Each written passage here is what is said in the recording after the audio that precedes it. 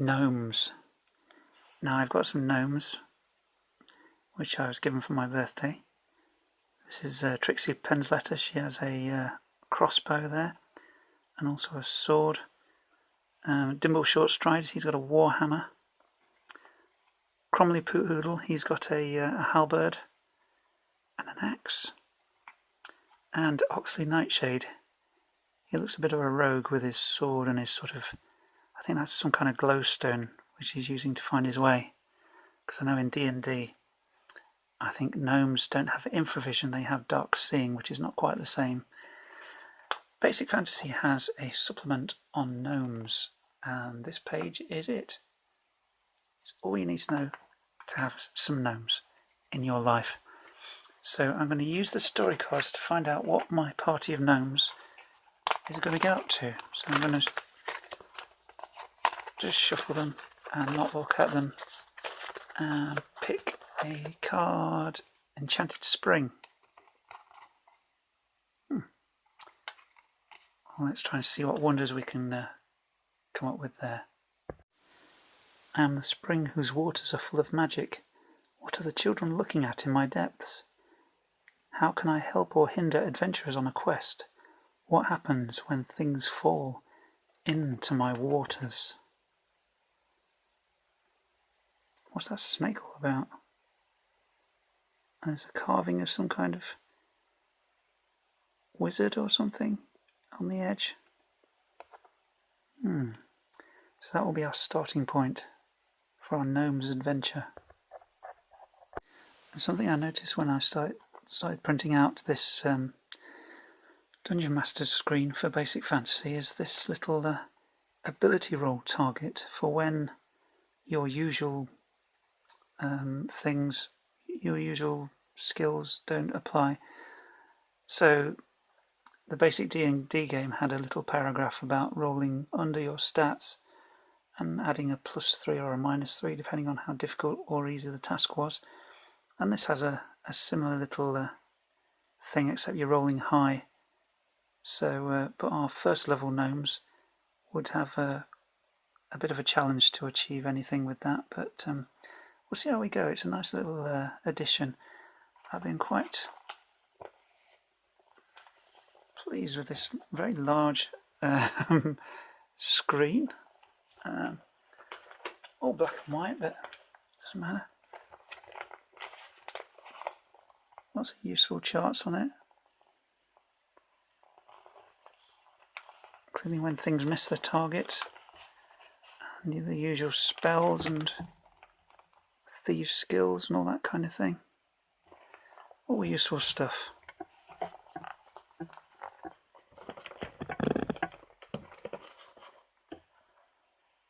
Okay, let's see what the story cubes can come up with. See if they can add anything to our Enchanted Spring. So this is pretty interesting. It's clearly hidden in a cave or something, or a dungeon. It has the power to heal. It has healing waters. Something about a mushroom and a monster of some kind, and some treasure. And you've got to climb down somewhere to get it. Perhaps it's on a precarious ledge or something. And you have to climb down a cliff face in order to get to the water. Monkey. The monkey could represent something and not be a literal monkey. Or it might be a monkey king. King of the monkeys living underground. Now there's a thought. Or a monkey-like race. And their king is the guardian of the Enchanted Spring, maybe. And maybe the monkeys are short of food and they could be bribed with food. I don't know, we'll see how we go.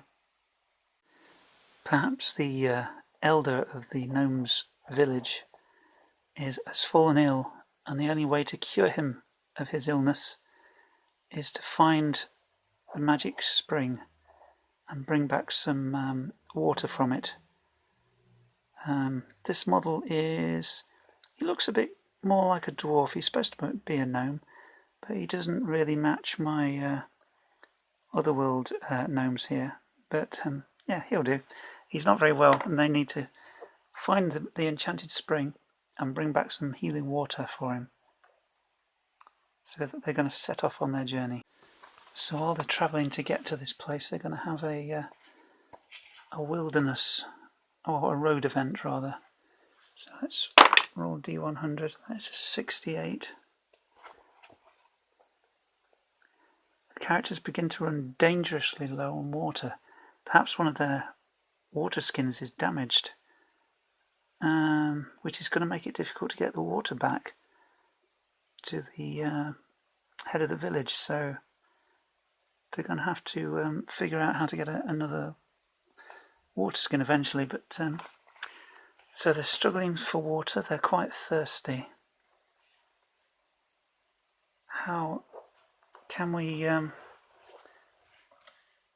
find a river nearby? I've got the fate dice. Let's look for some pluses to see if we can find a river or a source of water before we get to the spring. Yes, we can.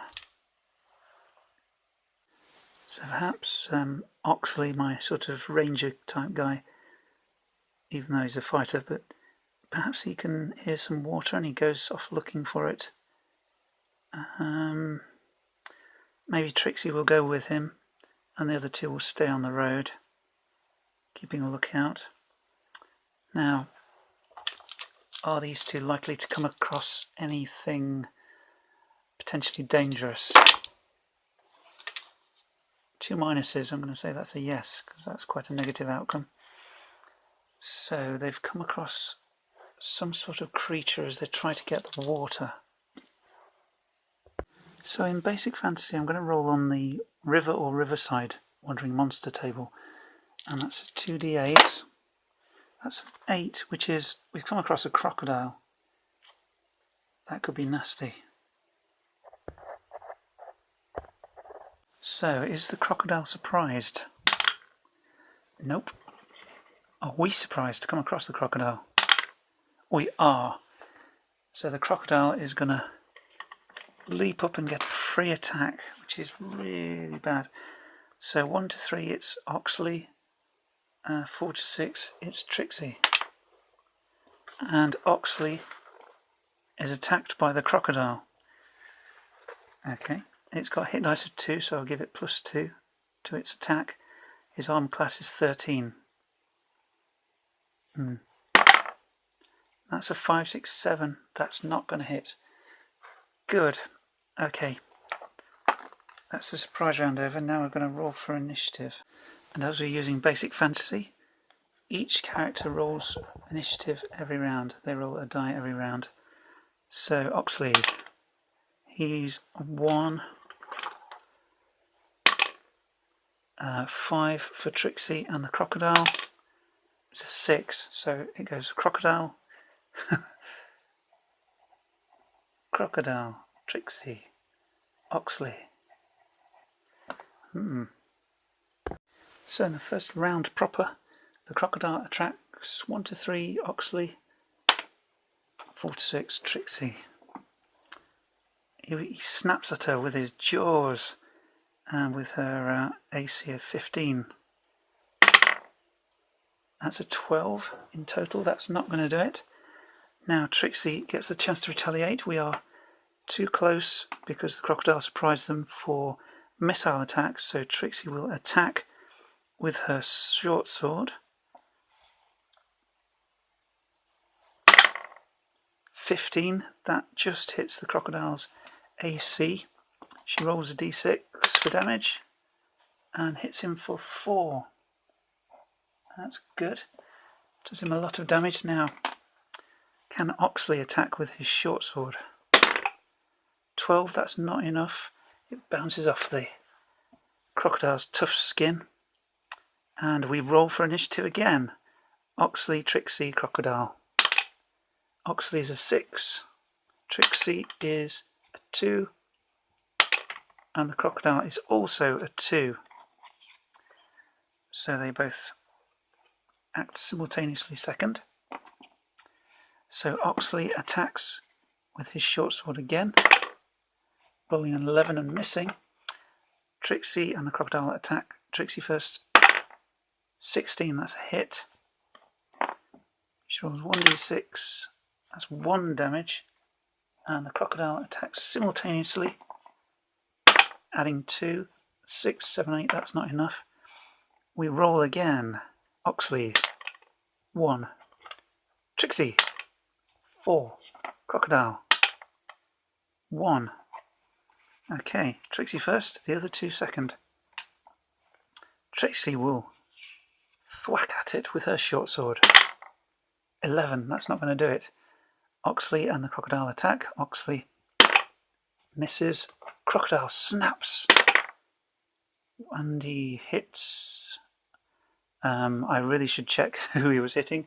1 to 3, Oxley. And it is Oxley. He rolls 1d8. Oh, gosh. Oxley is down. He is down. That's terrible. Okay, next round is just between Trixie and the crocodile. So Trixie, 1. Crocodile, 4. Crocodile goes first. Snaps with its massive jaws towards Trixie, whose AC is 15. He rolls and adds 2. 18, 19, 20. Oh, gosh. 6 damage.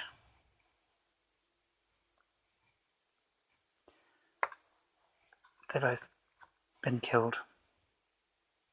So Dimble and Cromley have heard the commotion.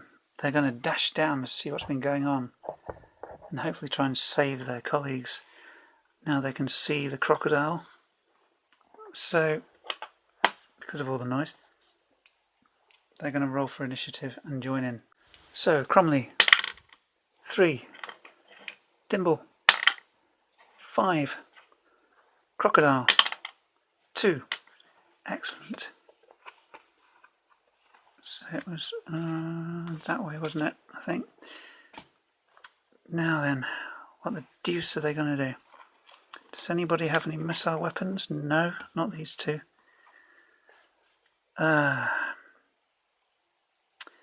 Dimble will attack with his warhammer, trying to knock its head off. Yep. Oh gosh, 17, that'll do. And he rolls 1d6 damage. 6, that will do it. He's killed the crocodile. He's cracked its skull. Okay, we have 1 dead crocodile and 2 downed gnomes. Now we have to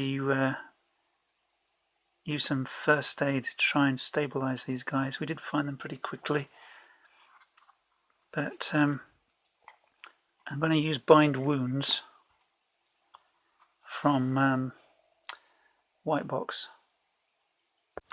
So Oxley will regain 5 hit points, so that brings him back up to 4, and Trixie will regain 3, so that brings her to 3.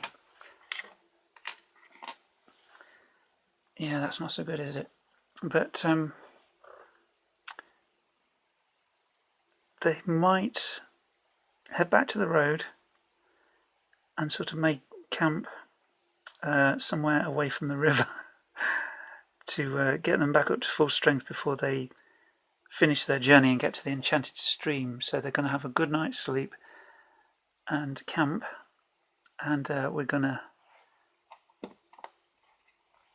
roll to see if they have an encounter in the night. Hopefully they won't. If they roll the 1, they do.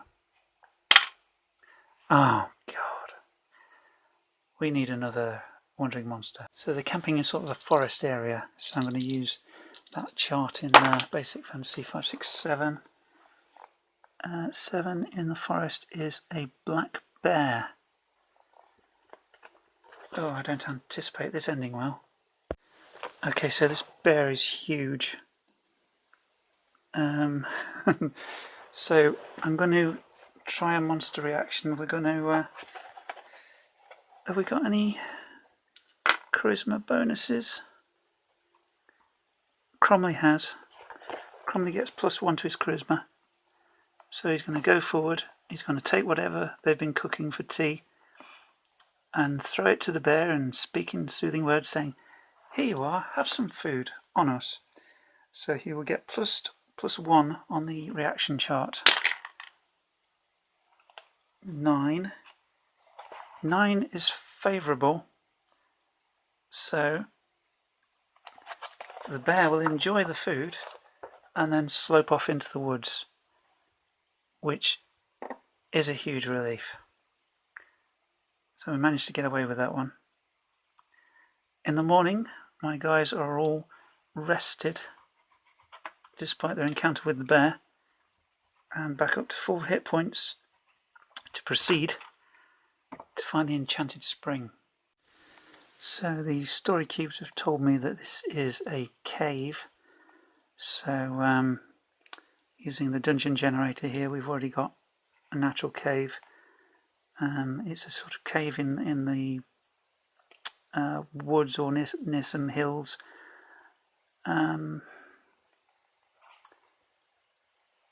So what are we going to do? We could just check the lighting. Oops, wrong one, D8. That's an 8. It's very dark. So we're going to need this little glowing stone. I'm going to roll for some notabilities and peculiarities. 25.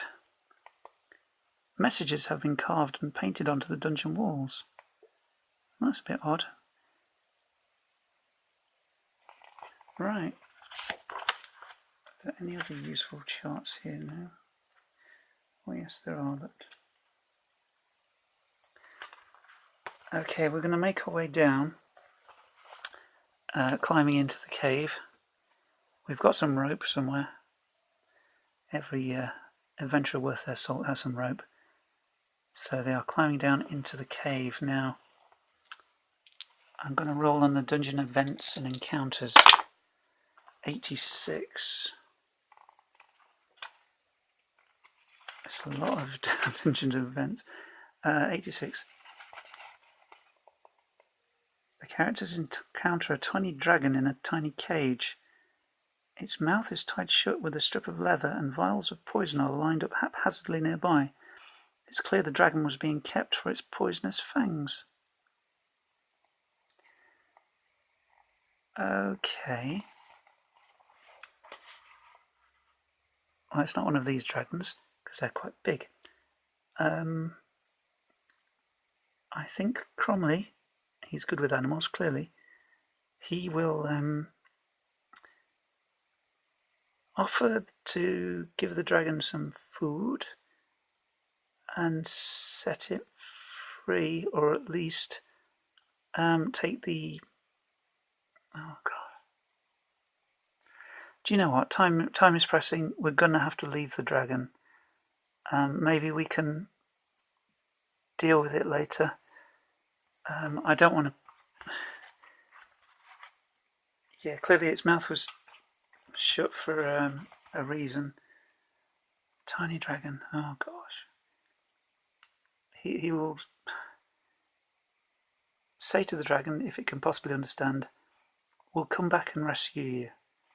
But we won't rescue it yet." Okay. They're going to carry on into the dungeon.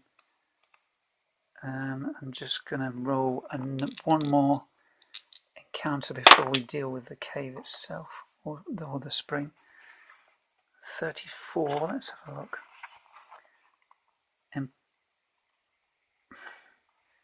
Impossibly, the characters find an aged statue of someone they know.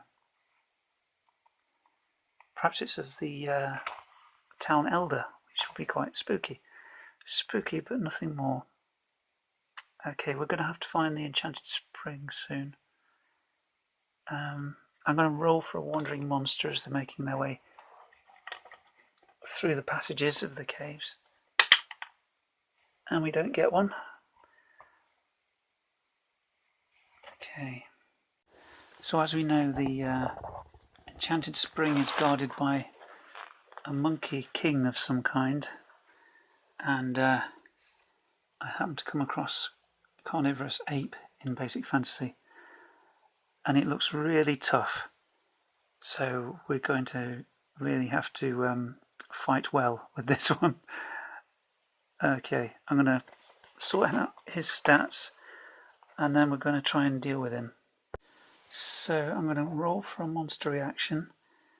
As the ape, played here by Maurice the Ogre, is carnivorous, I'm going to negate Cromley's +1 on his charisma.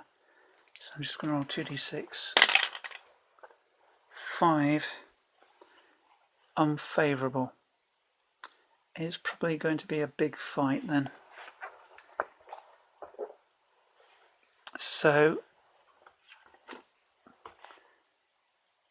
this is going to be a lot of initiative, isn't it?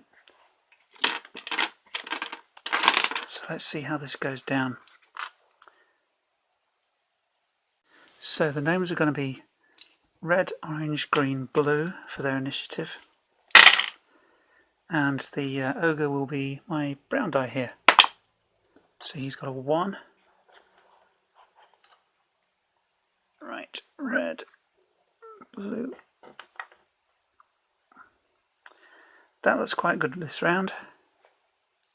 Trixie goes first. She's going to use her crossbow, but unfortunately she has -1 to hit, which isn't great. Just check the range. She's at short range, so the +1 from that will negate her -1 from her dex. So she just needs to roll a flat out 14. And that's a 9, so yeah, that doesn't work. These two go simultaneously.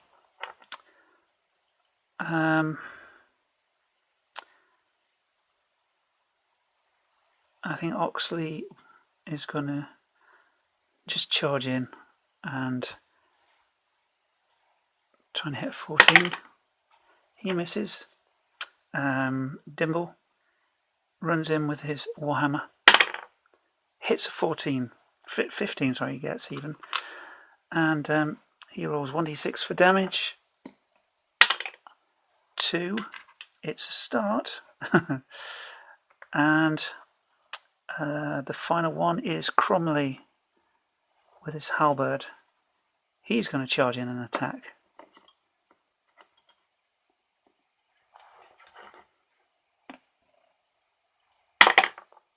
He rolls a 14 and hits, rolling 1d6. 2 damage. We're wearing him down slowly.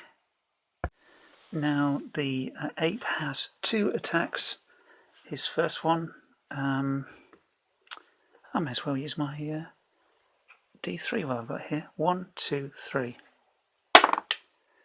His first one, he attacks Oxley. His AC is 13. And the ape gets +4. So that is 1d4 damage with his claw. 1. So Oxley is down to 6. His second attack, 1, 2, 3. 2, that is Cromley. He rolls to attack him. 4, he misses spectacularly. Excellent. Now we roll for initiative again. Just roll for everybody at once. Okay. Oxley goes first. Cromley goes second. Dimble third. Ape fourth, fifth. Okay, Cromley, do your stuff. 16, excellent. D6 for damage with his short sword.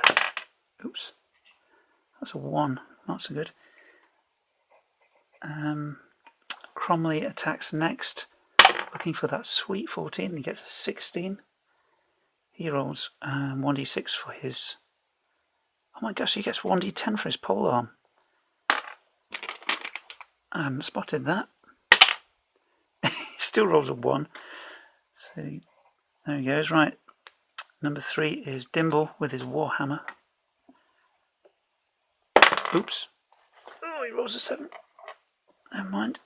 And the ape will go next. So he's got 1, 2, 3 to choose from. He attacks Dimble this time with his first attack. That's 19 plus 4. Yeah, that hits. Dimble is hit with a 1. His second attack, 1, 2, 3, hits Oxley again. Or it will do. He's attacking Oxley. And he rolls 10, 11, 12, 13, 14. So he does hit his armor class of 13. So his second attack does 3 damage.